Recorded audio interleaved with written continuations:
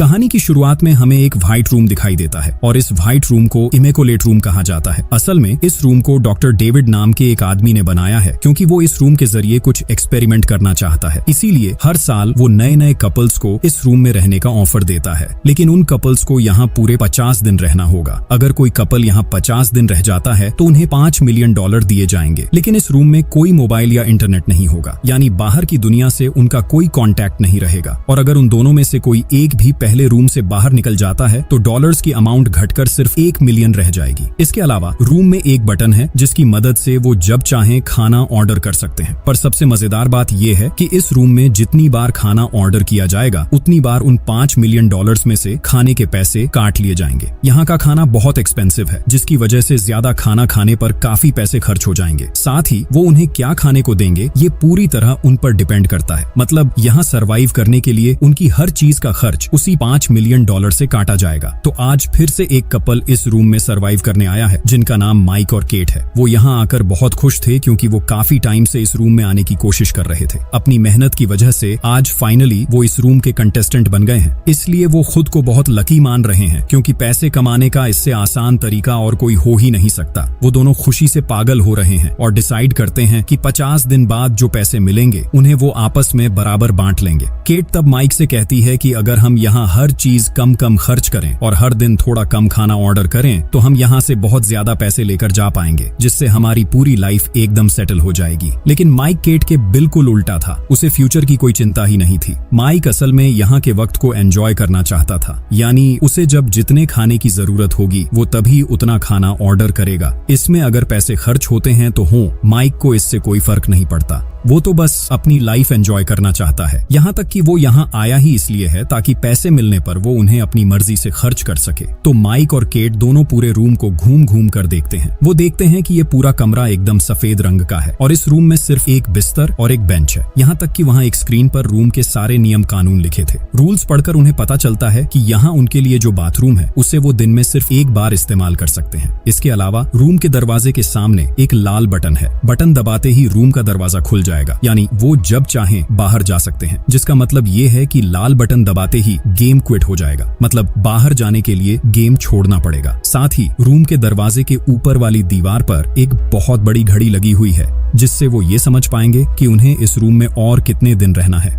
यहाँ तक कि उन्हें खाने के तौर पर एक लिक्विड दिया जाता है। जिंदा रहने के लिए दिन भर में उनके शरीर को जितनी न्यूट्रिशन की जरूरत है इस लिक्विड में ठीक उतनी ही चीजें मिली हुई हैं। इसके अलावा रूम में अलग अलग तरह की लाइट्स यूज की गई हैं जो हर पहर बदलती रहती हैं, यानी सुबह, दोपहर, शाम और रात, इन 4 समय वहाँ अलग अलग लाइट जलती है और रात 10 बजते ही सारी लाइट्स बंद हो जाती हैं, जिसका मतलब है कि रात 10 बजे के बाद यहाँ पूरा अंधेरा रहता है और अब उन्हें सोना होगा। यहाँ अलार्म का भी इंतजाम है। हालांकि माइक को इससे कोई फर्क नहीं पड़ता क्योंकि वो वैसे भी सोकर बहुत देर से उठता है। वो तो इस जगह को एक वेकेशन मान रहा है ताकि वो यहाँ बोर न हो जाए, क्योंकि उन्हें यहाँ पूरे 50 दिन बिताने हैं। एडिए केट फिर से काफी व्यवस्थित थी। उसे हर चीज तरीके से करना पसंद है, इसीलिए अलार्म होने की वजह से केट काफी खुश होती है। तो हर दिन केट अलार्म लगाकर सोने जाती है ताकि वह सुबह उठकर एक्सरसाइज कर सके। अगली सुबह केट बाथरूम में नहाने जाती है। बाथरूम में एक आईना था। केट तब उस आईने के सामने खड़ी होकर खुद को हौसला देने लगती है। केट मन ही मन कहती है कि तुम्हें यहाँ रहना ही होगा केट, तभी तुम दोनों की लाइफ एकदम चेंज हो जाएगी। तुम्हें फिर कभी पैसों की चिंता नहीं करनी पड़ेगी। बस 50 दिन की तो बात है, इसके बाद तुम्हारी किस्मत बदल जाएगी। ये कहकर केट खुद को भरोसा दिलाती है। इसके बाद वह नहाकर अपने और माइक के कपड़े वॉशिंग मशीन में भेज देती है, जिसके बदले उन्हें एक और सेट कपड़े दिए जाते हैं। इसके बाद केट उनके लिए खाना ऑर्डर करती है और खाने के तौर पर फिर से उन्हें वही लिक्विड दिया जाता है। फिर भी उन्हें यही खाना होगा क्योंकि यह गेम का रूल है। इसके बाद केट यहाँ माइक से पूछती है, अच्छा माइक, क्या तुमने एक बात सोचकर देखी है कि डॉक्टर डेविड हमें इतने पैसे क्यों देने वाला है? इसमें उसका क्या फायदा? माइक तब कहता है, यहाँ आने से पहले मैंने डॉक्टर डेविड की एक डॉक्यूमेंट्री देखी थी। डॉक्टर डेविड के बारे में ये सब जानते हैं कि उसके पास करोड़ों अरबों रुपए हैं। उसके पास इतना पैसा है कि वह खुद नहीं जानता कि उन पैसों का क्या करे। इसीलिए वह हर साल कुछ गेम्स रखता है और वह अलग अलग एक्सपेरिमेंट्स के जरिए यह देखना चाहता है कि अलग अलग सिचुएशंस में इंसान कैसे सरवाइव करता है। इसके बाद वे दोनों वहाँ चुपचाप बैठे रहते हैं। चूंकि वहाँ मनोरंजन का कोई साधन नहीं था, इसलिए वे काफी बोर बोर हो रहे थे। केट तब समय बिताने के लिए वहां बैठकर योगा करने लगती है, लेकिन योगा माइक को बिल्कुल पसंद नहीं था, इसलिए वह बार बार उस कमरे में लगी घड़ी के सामने आ रहा था और समय चेक कर रहा था।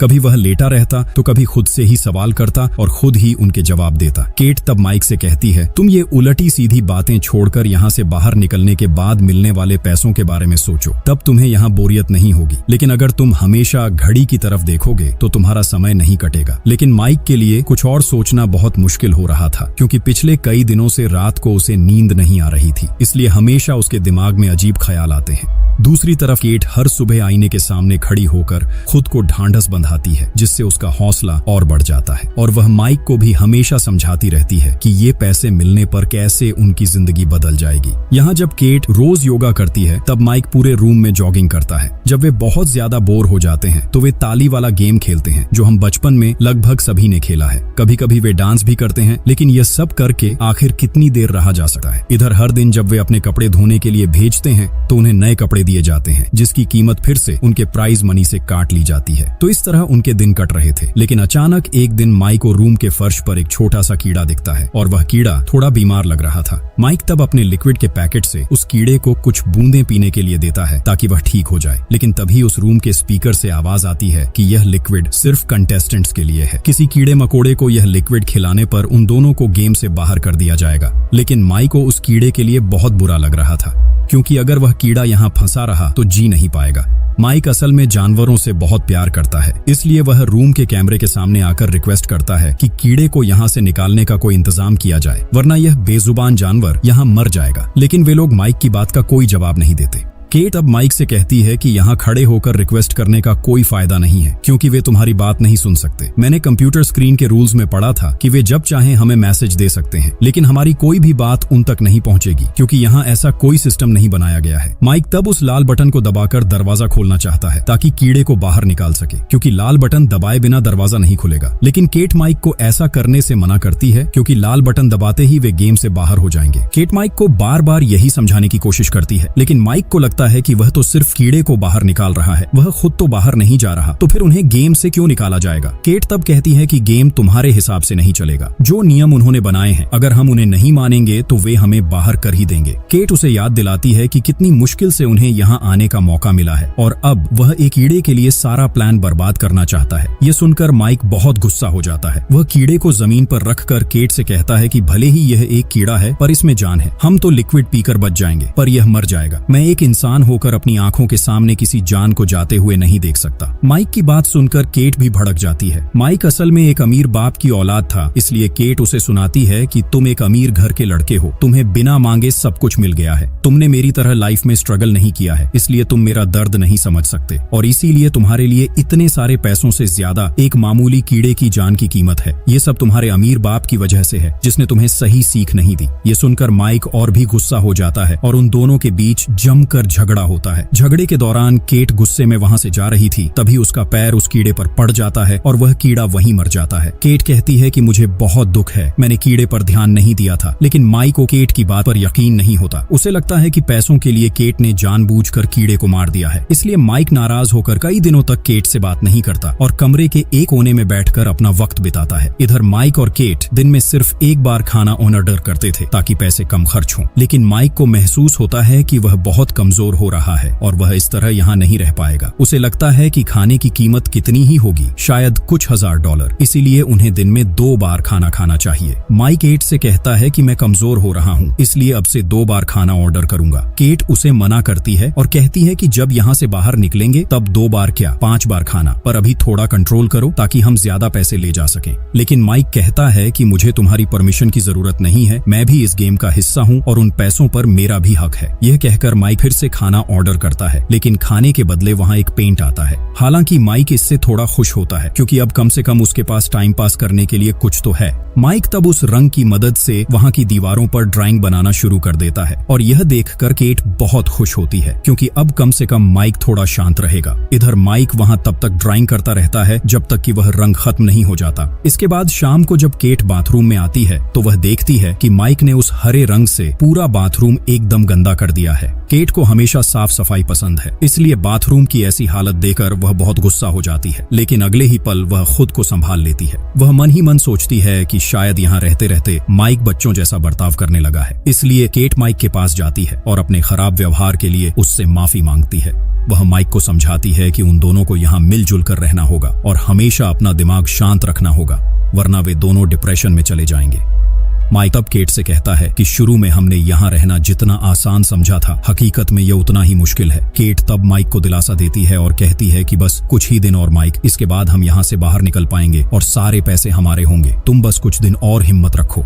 इसके बाद केट और माइक वहाँ सो जाते हैं। अगली सुबह जब केट सोकर उठती है तो उसे बाथरूम के बेसिन पर एक बंदूक दिखाई देती है। केट इससे थोड़ा डर जाती है और तुरंत माइक को बुलाती है।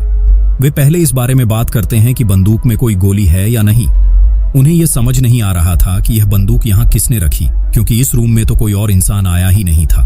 फिर वे फैसला करते हैं कि इस बंदूक को वे अपने बिस्तर के नीचे छिपाकर रखेंगे, क्योंकि गेम के नियमों के मुताबिक वे अपने पास कपड़ों के अलावा और कुछ भी फालतू नहीं रख सकते। उस रात उन दोनों को गेम की तरफ से एक रिवॉर्ड दिया जाता है, जिसकी मदद से वे अपने करीबियों से बात कर पाएंगे। इसलिए वे दोनों बहुत एक्साइटेड हो जाते हैं। तभी वहाँ सबसे पहले माइक की बहन रिचल का फोन आता है। माइक इससे बहुत खुश हो जाता है। रिचल माइक से कहती है, भैया हम सब आपको बहुत मिस कर रहे हैं। आप दोनों बहुत अच्छा खेल रहे हो। उम्मीद है कि आप यह गेम जीत जाओगे। माइक तब रिचल से अपने मम्मी पापा के बारे में पूछता है। रिचल बताती है कि वह और परिवार के सभी लोग बहुत अच्छे हैं, वे बस माइक की फिक्र कर रहे हैं। रिचल से माइक की बात खत्म होने के बाद वहाँ केट के लिए मैसेज के जरिए एक वीडियो आता है, लेकिन केट इस मैसेज को किसी भी कीमत पर देखना नहीं चाहती थी, इसलिए वह मैसेज बंद करने को कहती है, मगर वह वहाँ अपने आप चलने लगता है। मैसेज के उस वीडियो में एक बुजुर्ग आदमी केट को शुभकामनाएं दे रहा था, लेकिन केट उस आदमी को बिल्कुल बर्दाश्त नहीं कर पा रही थी। वह बुजुर्ग आदमी असल में एक वेलफेयर एकेडमी में रहता है। वह केट से कहता है, मैं यहाँ बहुत अच्छे से हूँ और मैंने कुछ लोगों से सुना है कि तुम एक गेम खेलने गई हो। उम्मीद है कि तुम बहुत अच्छा खेलोगी। मैं जानता हूँ कि तुम मुझसे नफरत करती हो, लेकिन मैं तुम्हें बहुत प्यार करता हूँ माँ। यहाँ हमें समझ आता है कि वह बुजुर्ग आदमी केट का बाप है, लेकिन केट उसे बर्दाश्त नहीं कर पा रही थी, इसलिए वह वहाँ चीख चीख कर रोने लगती है।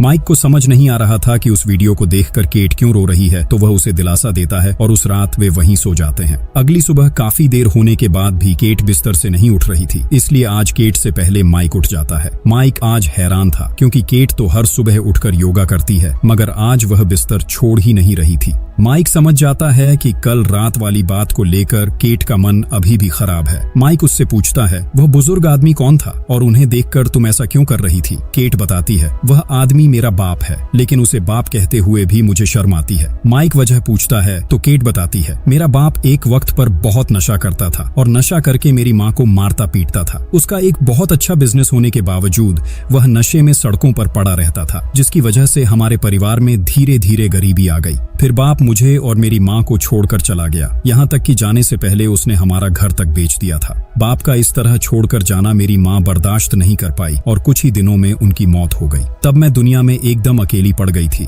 मैंने उसे बहुत ढूंढा पर वह कहीं नहीं मिला, और कल इतने सालों बाद मैंने उसे देखा, पर उसे देखकर मैं खुद को रोक नहीं पाई। क्या बाप कभी ऐसा होता है माइक? यहाँ माइक और केट की बातें सुनकर हमें पता चलता है कि वे असल में पति पत्नी नहीं बल्कि बॉयफ्रेंड गर्लफ्रेंड हैं, इसीलिए माइक केट के बारे में इतना सब नहीं जानता था। अब यहाँ उनके सिर्फ 14 दिन बाकी हैं, यानी 14 दिन बाद वे यहाँ से बाहर निकल ही जाएंगे। लेकिन केट अब पहले जैसी नहीं रही थी, वह सारा दिन बिस्तर पर लेटी रहती है। इधर माइक खुद को बिजी रखने के लिए अलग अलग तरीके आजमाता है, यहाँ तक कि वह केट को जोक्स भी सुनाता है ताकि उसे हंसा सके, लेकिन इसका कोई फायदा नहीं होता। माइक का समय नहीं कट रहा था, इसलिए वह कभी कभी फर्श पर लेट जाता है ताकि उसे कुछ अलग महसूस हो। माइक को इस तरह जमीन पर लेटा देख केट उसके पास आती है। केट तब माइक से कहती है कि तुम चाहो तो दोबारा खाना ऑर्डर कर सकते हो, अगर इससे बहुत सारे पैसे खत्म भी हो जाते हैं तो भी कोई प्रॉब्लम नहीं है। केट असल में यह समझ गई थी कि बचपन से ही माइक ने अपनी मर्जी से सब कुछ खर्च किया है और वह सिर्फ उसके लिए इस रूम में आया है, इसलिए माइक को कम से कम यहाँ अपनी मर्जी से चलने देना चाहिए। केट के मुंह से ऐसी बात सुनकर माइक बहुत हैरान हो जाता है, लेकिन फिर भी वह काफी खुश होता है, क्योंकि अब कम से कम वह अपनी मर्जी से सब कुछ ऑर्डर कर पाएगा। तो माइक तब वहाँ ऑर्डर करता है, लेकिन ऑर्डर करने के साथ ही वहाँ एक और दरवाजा खुल जाता है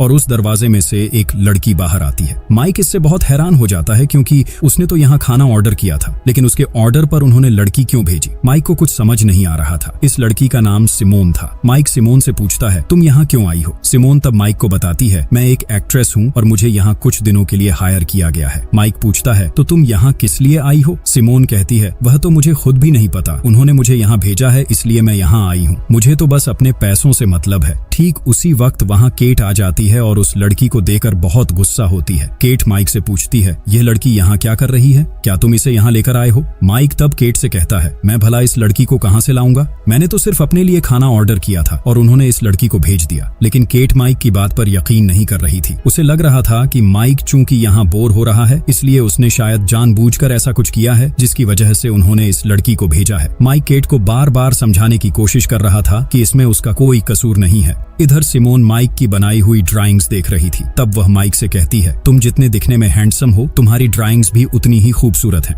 ये सुनकर केट और भी ज्यादा जेलस फील करने लगती है। इसी तरह वहाँ रात हो जाती है और चूंकि वहाँ का दरवाजा फिर से बंद हो गया था इसलिए सिमोन वहाँ से बाहर नहीं जा पाई, यानी अब उन तीनों को ही यहाँ रहना होगा। माइक तब सिमोन और केट को बिस्तर पर सोने के लिए कहता है, लेकिन केट जानती है कि नीचे सोने पर माइक को नींद नहीं आएगी, इसलिए वह माइक को भी उनके साथ बिस्तर पर रहने को कहती है। हालांकि माइक पहले राजी नहीं हो रहा था, लेकिन केट के बार बार कहने पर वह मान जाता है। केट अब उन दोनों के बीच में सो जाती है ताकि सिमोन और माइक एक दूसरे से दूर रहे। इसके बाद वे तीनों सो जाते हैं। सुबह जब केट की नींद खुलती है तो उसे सिमोन वहाँ नहीं दिखती। केट को लगता है कि सिमोन शायद चली गई है, इसलिए वह थोड़ी राहत महसूस करती है कि चलो आखिरकार मुसीबत टली। केट तब फ्रेश होने के लिए बाथरूम जाती है और वहाँ उसे सिमोन दिखाई देती है, यानी सिमोन अभी तक यहाँ से गई नहीं थी। यहाँ सिमोन को देखकर केट को बहुत गुस्सा आ रहा था, लेकिन वह इसे जाहिर नहीं करती। इसके बाद केट बाथरूम से बाहर आकर अपने लिए खाना ऑर्डर करती है, लेकिन खाने के बदले उसे 3 मेडिसिन दी जाती हैं। असल में ये ड्रग्स थे। केट चूंकि पहले से ही काफी डिप्रेशन में थी इसलिए वो एक मेडिसिन खा लेती है। सिमोन भी एक्साइटेड होकर एक मेडिसिन खाती है और आखिरी मेडिसिन माइक को खाने के लिए कहती है। माइक को ये सब सही नहीं लग रहा था, फिर भी वो मेडिसिन खा लेता है। यह दवा आम दवाइयों के मुकाबले बहुत ज्यादा पावरफुल थी, जिसे खाने के बाद उन पर गहरा नशा छा जाता है और वे तीनों वहाँ डांस करने लगते हैं। कुछ देर बाद माइक एक सपना देखता है कि वो पानी के नीचे डूब रहा है। तभी उसे पानी के पास अपना छोटा भाई जैक दिखाई देता है। सपने में जैक पागलों जैसा बर्ताव कर रहा था और माइक का दम घुटने लगा था। तभी केट और सिमोन उसकी नींद खोल देती हैं, लेकिन नींद खुलने के बाद भी माइक वहाँ चीख चीख कर रोने लगता है। सिमोन केट से पूछती है कि माइक इस तरह क्यों रो रहा है। केट उसे बताती है कि कुछ साल पहले माइक अपने छोटे भाई जैक की देखरेख करता था, लेकिन एक दिन जैक पानी में डूबकर मर गया। माइक ने उसे बचाने की बहुत कोशिश की थी, पर तब तक जैक डूब चुका था। माइक उस दिन की घटना के लिए खुद को ही जिम्मेदार मानता है। उसे लगता है कि अगर उसने अपने भाई का ख्याल रखा होता तो वो आज जिंदा होता, इसीलिए माइक आज तक खुद को माफ नहीं कर पाया है। थोड़ी देर बाद माइक बाथरूम में जाकर फ्रेश होता है और बाहर आकर सिमोन को देखता है, जो काफी उदास बैठी थी। माइक उससे उदासी की वजह पूछता है तो सिमोन कहती है, जैसे तुम अपने भाई की मौत का अफसोस करते हो, वैसे ही मैं अपनी माँ की मौत का अफसोस करती हूँ। एक दिन मैं अपनी माँ से नाराज होकर घर से बाहर निकल गई थी। माँ ने उस दिन मुझे पूरे शहर में पागलों की तरह ढूंढा, पर अचानक एक गाड़ी से एक्सीडेंट होने की वजह से उनकी मौत हो गई। अगर मैं उस दिन घर से बाहर न निकलती तो शायद मेरी माँ आज जिंदा होती। माइक सिमोन का हाथ पकड़कर उसे दिलासा देता है, लेकिन तभी वहाँ केट आ जाती है। उन दोनों को हाथ पकड़े देख केट माइक पर बुरी तरह भड़क जाती है और उसे वह सिमोन को बहुत बुरा भला कहने लगती है। माइक भी केट पर गुस्सा हो जाता है और कहता है, हम दोनों पहले से ही इतने डिप्रेशन में हैं और ऊपर से तुम आकर ये उलटी सीधी बातें कर रही हो। सच तो ये है कि तुम्हारे साथ यहाँ आना ही मेरी सबसे बड़ी गलती थी। यह कहकर माइक वहाँ से चला जाता है और उसकी बात सुनकर केट को अपनी गलती का एहसास होता है, इसलिए केट सिमोन को सॉरी बोलती है। उस रात वे सब उदास मन से सो जाते हैं, लेकिन सुबह जब केट की नींद खुलती है तो उसे सिमोन उनके साथ नहीं दिखती। केट पूरे कमरे में सिमोन को ढूंढती है, पर सिमोन कहीं नहीं थी, यानी वह जा चुकी थी। तभी अचानक केट माइक को बुलाकर दीवार पर लिखी एक बात दिखाती है जो सिमोन ने लिखी थी। दीवार पर लिखा था, तुम्हारे जैसा प्यार मुझे आज तक किसी ने नहीं दिया। यह पढ़कर केट को माइक पर शक होने लगता है, लेकिन माइक उसे समझाने की कोशिश करता है कि उसके और सिमोन के बीच ऐसा कुछ नहीं था। सिमोन ने शायद उनके बीच झगड़ा करवाने के लिए ऐसा लिखा है, पर केट कुछ भी सुनने को तैयार नहीं थी और बहस के दौरान वह माइक को धक्का दे देती है। पीछे दीवार दीवार होने की वजह से माइक के सिर पर गहरी चोट लगती है और बहुत खून बहने लगता है। केट यह देखकर घबरा जाती है और माफी मांगती है क्योंकि उसने जानबूझकर ऐसा नहीं किया था। लेकिन माइक को केट के इस बर्ताव से बहुत दुख होता है। वह केट से कहता है, मैंने तुम्हारे लिए क्या नहीं किया, तुमने जब जो कहा मैंने वही किया। यहाँ तक कि मैंने तुम्हारे लिए अपने दोस्तों को छोड़ दिया और जिस लाइफ में मैंने कभी तकलीफ नहीं देखी, सिर्फ तुम्हारे लिए यहाँ आकर कष्ट सह रहा हूँ। मैं इस रिश्ते में हमेशा लॉयल रहा और बदले में तुमने मुझे यह दिया। माइक की बातें सुनकर केट को बहुत बुरा लगता है और वह बार बार माफी मांगती है। चोट की वजह से माइक के सिर में बहुत दर्द हो रहा था। माइक कहता है, मैं अब यहाँ एक पल भी नहीं रुक सकता, मुझे डॉक्टर की जरूरत है वरना मैं मर जाऊंगा। लेकिन केट कहती है, माइक थोड़ा सब्र करो, तुम्हें कुछ नहीं होगा, थोड़ी देर में खून बहना बंद हो जाएगा, हमें यहाँ बस 2 दिन और रुकना है, फिर वे 45 करोड़ रुपए हमारे होंगे। यह सुनकर माइक हैरान रह जाता है। वह सोचने लगता है कि क्या उसने गलत इंसान से प्यार किया है, वह इतनी बुरी हालत में है और केट को अभी भी पैसों की चिंता है। केट उसके लिए लिक्विड लेकर आती है और उसे काफी सारा लिक्विड पिलाती है ताकि वह ठीक हो जाए। लिक्विड पीने के बाद माइक का खून बहना बंद हो जाता है, पर वह अब और वहाँ नहीं रुकना चाहता। वह केट से कहता है, तुम चाहो तो मेरे साथ चल सकती हो वरना यहीं रहो। यह कहकर माइक जाने लगता है, पर केट उसे बहुत रोकती है। जब माइक नहीं मानता तो केट मजबूरी में वही बंदूक माइक पर तान देती है जो उन्होंने बिस्तर के नीचे छिपाई थी। केट बंदूक तानकर माइक से विनती करती है कि वह बाहर न जाए, क्योंकि अगर उनमें से कोई एक भी बाहर गया तो $5 मिलियन की रकम घटकर सिर्फ 1 मिलियन रह जाएगी। लेकिन माइक उसकी एक नहीं सुनता और बटन दबाकर बाहर निकल जाता है। माइक के चले जाने से केट पूरी तरह टूट जाती है और अकेलेपन की वजह से गहरे डिप्रेशन में चली जाती है। इधर केट को पैसों की बहुत जरूरत थी, लेकिन वह माइक से भी बहुत प्यार करती थी। वह अपनी जिंदगी से किसी को भी खोना नहीं चाहती थी, पर माइक के साथ उसका रिश्ता टूट चुका था। केट वहाँ पागलों की तरह चीख रही थी। कुछ घंटों बाद उसे महसूस होता है कि अब उसकी जिंदगी में कुछ नहीं बचा है, यहाँ तक कि माइक भी उसे छोड़कर चला गया है, तो अब वह इन पैसों का क्या करेगी। इसलिए केट भी बटन दबाने के लिए आगे बढ़ती है, लेकिन यह नहीं दिखाया जाता कि उसने बटन दबाया या नहीं। इस घटना के लगभग 3 महीने बीत जाते हैं। अब हम माइक को देखते हैं जो सड़क पर जॉगिंग कर रहा था। तभी अचानक उसे केट दिखाई देती है जो एक बिल्डिंग से बाहर निकल रही थी। उस रूम से निकलने के बाद यह उनकी पहली मुलाकात थी। माइक केट के पास आता है और उससे पूछना चाहता है कि क्या वह उस रूम से बाहर आ गई थी या उसने वह $1 मिलियन जीत लिए थे। लेकिन केट उसे इस बारे में कुछ नहीं बताती। वह उस दिन के अपने बर्ताव के लिए माइक से माफी मांगती है और माइक भी उसे सॉरी बोलता है, जिससे उनका रिश्ता फिर से ठीक हो जाता है। इसके बाद हमें उस बिल्डिंग की दीवार पर एक लिखावट दिखाई देती है जहाँ लिखा था कि यह बिल्डिंग बेसहारा लोगों के लिए एक नेक दिल इंसान ने दान की है, यानी जिन लोगों के पास रहने की जगह नहीं है उन्हें यह बिल्डिंग दे दी गई है। इसका मतलब यह था कि केट ने उस दिन बटन नहीं दबाया था। उसने तकलीफ सहकर 2 दिन और वहाँ गुजारे और अपनी प्राइज मनी का $1 मिलियन इन बेसहारा लोगों के लिए दान कर दिया। यहाँ तक कि केट ने अपने बाप को भी इसी बिल्डिंग में लाकर रखा है और आज वह उन्हीं से मिलने आई थी। लेकिन यह बात केट के अलावा और कोई नहीं जानता और उसने इसका कोई क्रेडिट भी नहीं लिया। केट असल में दिल की बहुत अच्छी इंसान है, बस वह यह किसी को जाहिर नहीं होने देना चाहती थी। दूसरी तरफ हमें फिर से वही रूम दिखाया जाता है जहाँ माइक और केट की तरह एक नया कपल रहने आया है, यानी उनके साथ भी वही भयानक अनुभव दोहराया जाने वाला है और ठीक यहीं ये कहानी खत्म हो जाती है।